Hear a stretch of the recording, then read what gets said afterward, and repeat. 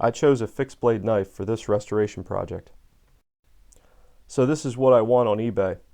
The leather disc handle was in pieces and the blade and pommel were severely corroded. Maybe this was a metal detector find. The tang stamp helped me find a photo online of what this knife may have looked like. I'm going to go with the theory that these are kill marks made by a previous owner. I made the decision that the pommel was beyond saving. I was able to drive one pin out, but I had to cut the other one. I hope I remember to slide this guard back on later. I used emery cloth to sand the blade. I like to use a wood block to keep me from sanding the cutting edge. Here's pictures of the blade as I progressed through 3 grits of emery. I used my Dremel to repoint the blade.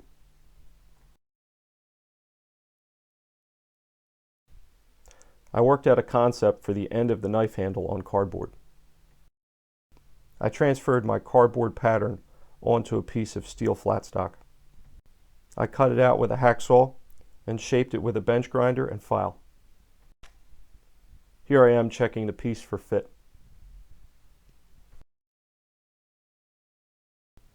I had a buddy weld it up for me. Luckily, I remembered to slide the guard back on before welding. I decided to try to get the blade a little brighter with wet and dry sandpaper.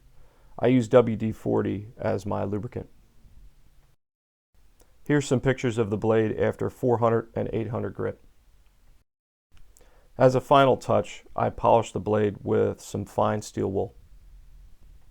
This is about as pretty as this blade is going to get. I decided to use cherry wood for the handle. I cut the rough shape out with my jigsaw. My plan was to use some clear drying, quick set epoxy I got at the hardware store. I made sure the wood and metal was roughed up a little, and I cleaned the metal with brake cleaner. I let it dry overnight before removing the clamps. I used my Dremel with a sanding drum to remove the excess wood on the edges. The black tube is my shop vac. So here's my progress after my Dremel work on the edges. I used a carving knife to trim around the guard.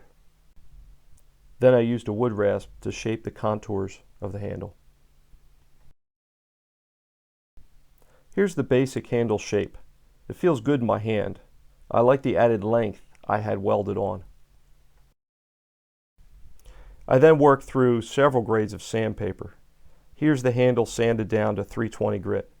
I think it came out nice. I finished the cherry with a couple of coats of boiled linseed oil. So instead of a happy ending, I ran into a problem.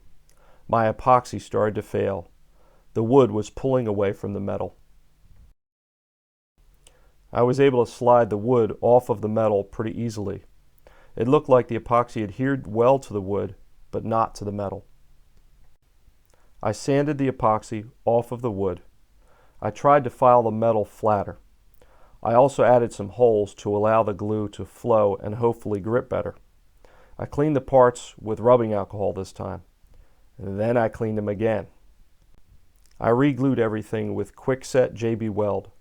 I've had good results with this glue before, but I didn't initially choose it for this project because it dries dark gray.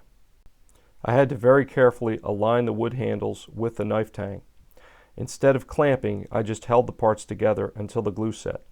I put some paste wax on the finished parts of the wood to keep the glue from sticking. So the good news, the JB Weld worked. The handle is secure. The bad news, I have to try to trim the excess gray glue without ruining the handle.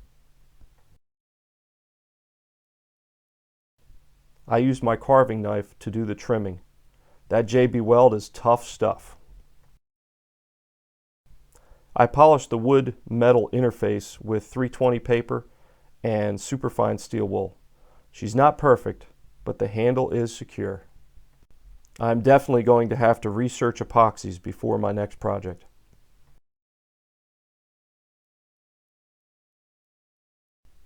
I hope you found my project interesting. Thanks for watching.